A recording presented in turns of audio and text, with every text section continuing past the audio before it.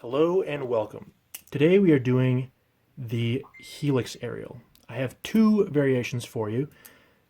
The standard Helix Aerial, which looks like that, and I have the behind the 8-ball aerial, which looks like this, but is also commonly called the Helix Aerial. So here are slow-mos.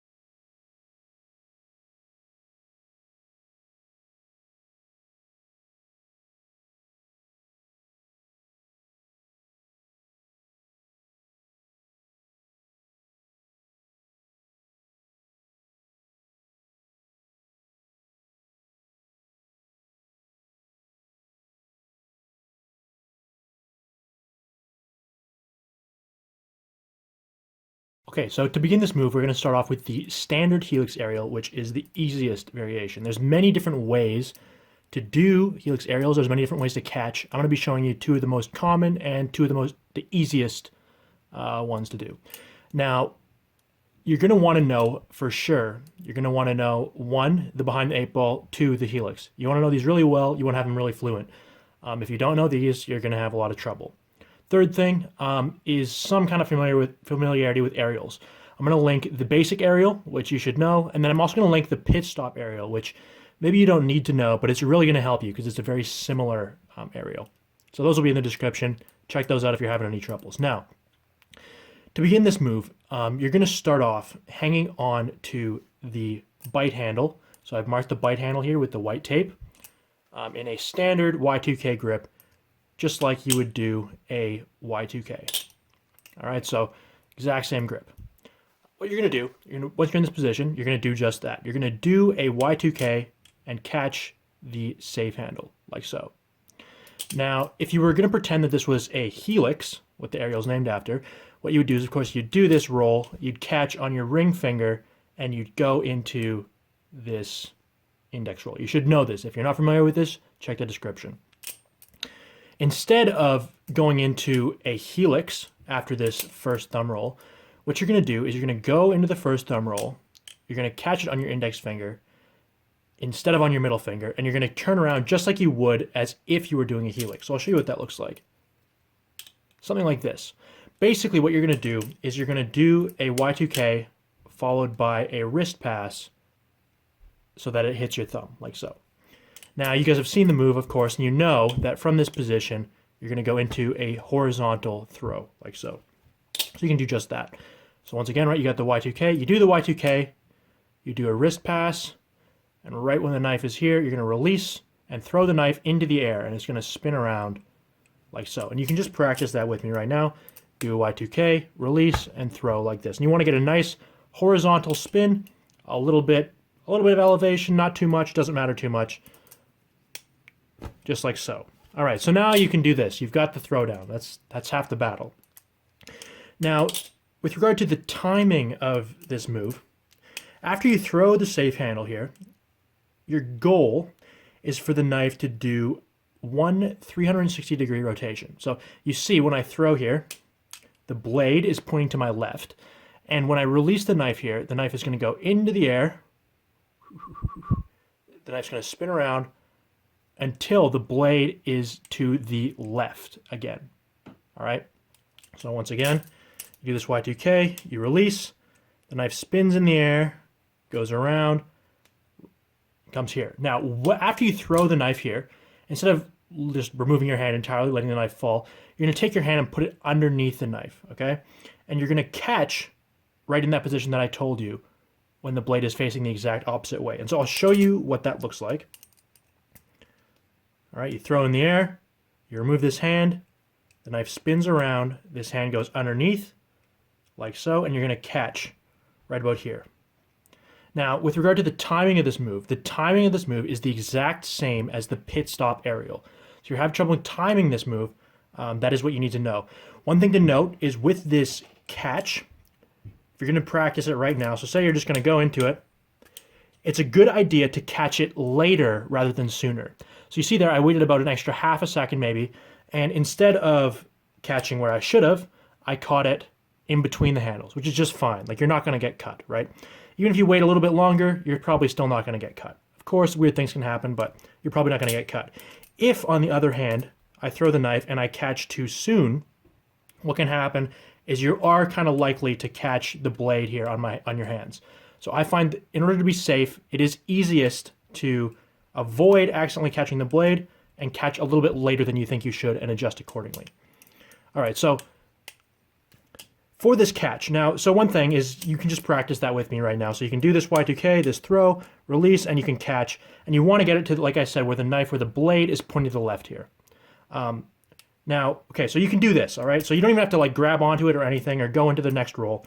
You can just do the Y2K, the throw, and the catch. And you want to catch it in some kind of way where the blade is pointing to the left, and then you're in business. Now, okay, so you've got this catch down where you can kind of catch the blade to the left. Now, what you're going to do is, if you were familiar with the Pitstop Aerial, right, you kind of catch the crook of the blade on your index finger. For this move, what you're going to do is, after you do the Y2K, you do the throw, the knife spins 360 degrees, you put your hand down, and you're going to catch right about here. What you're going to do is you're going to want to get it so that your middle finger here, you see my middle finger, is lined up with the pivots of the blade. Right here, okay? And what that means is I can curl my middle finger and wind up in this position right here. And this is the position you want to be in to go into the next roll. Okay, so basically you do this throw, you do this catch, and you want to catch it somewhere like this, where you are in a position, you can end up like this. Now, so you can throw the knife, you can catch it, it lands with your middle finger right by the pivots, you land in this position here. From this position here, what you're going to do is you're going to take your thumb, you're going to place it over top of the safe handle, like so. So I'm curling my middle finger, taking my thumb, putting it over top of the safe handle. I'm going to take my palm, which right now is palm up, and I'm going to take it, I'm going to internally rotate it and turn it to be palm down, like so. Okay? So once again, right, I catch, blade is pointing to the left, curl my middle finger, thumb goes over top of the safe handle, like so. I'm going to turn my palm downwards, like so. And what that'll do is, if you're doing it right, you can get a little bit of a weird momentum kind of going, where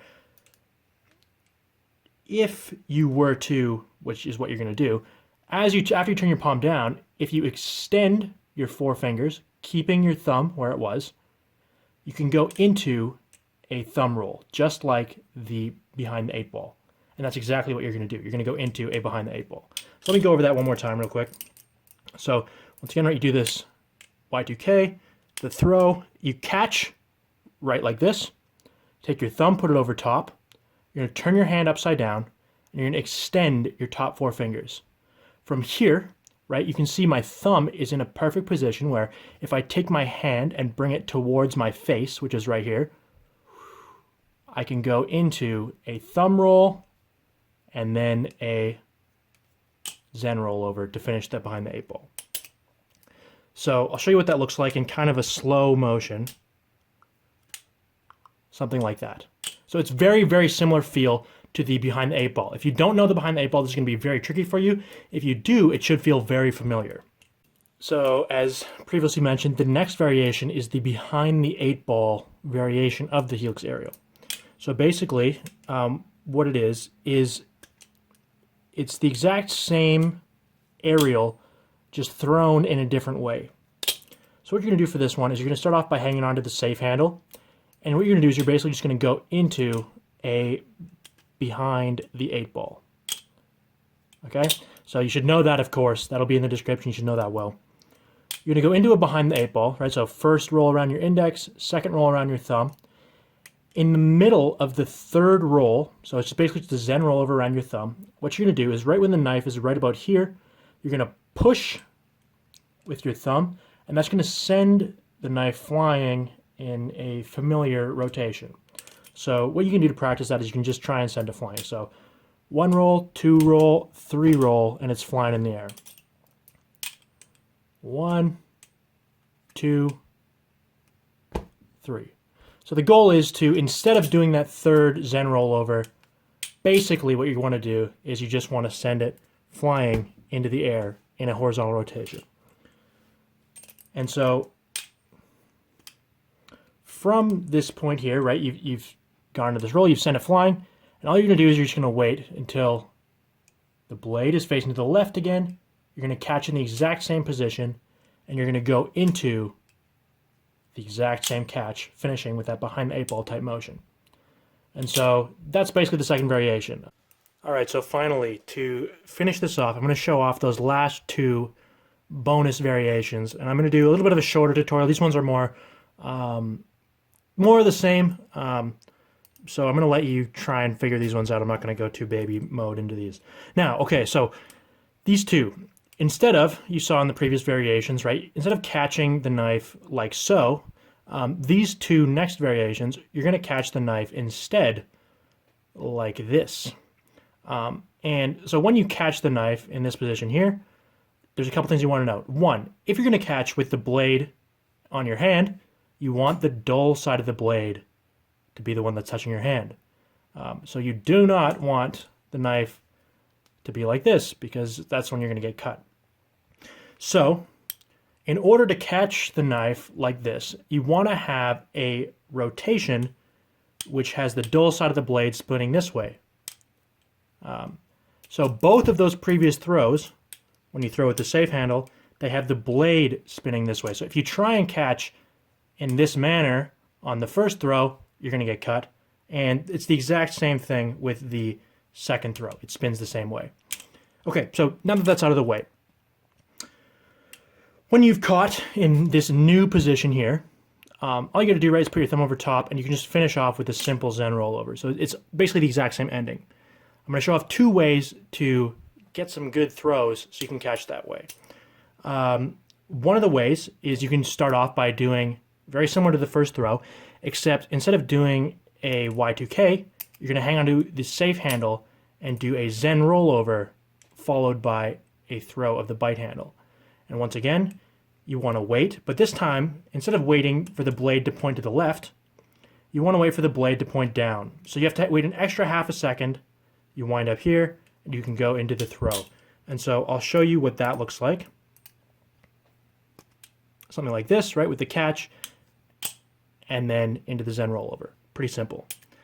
Now, another way to get into that kind of throw is from a similar kind of starting position, except what you can do is you can start hang on to the safe handle in kind of a standard reverse grip, all right, where you can throw out the bite handle.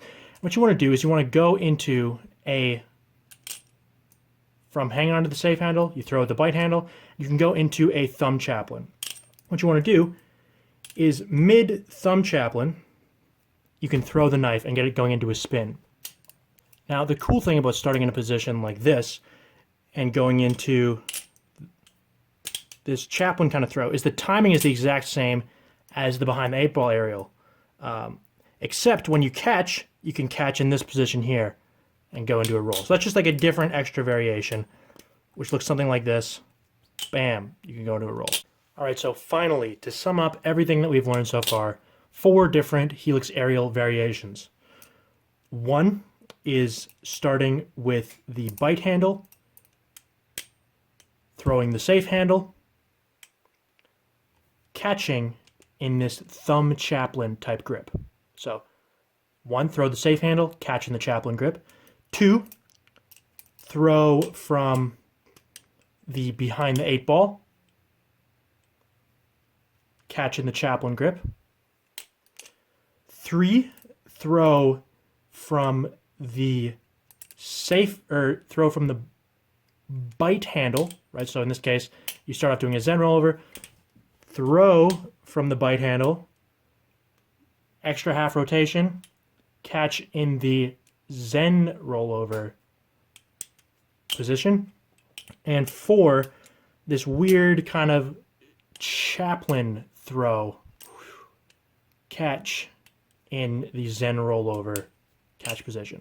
So those are the 4 different variations. It kind of goes from easiest to hardest, I'd say. But even if you just learned the first one, then you know the Helix Aerial. So that's probably all you got to know. So anyways, thanks for watching, guys. Hope you guys like this one. Peace.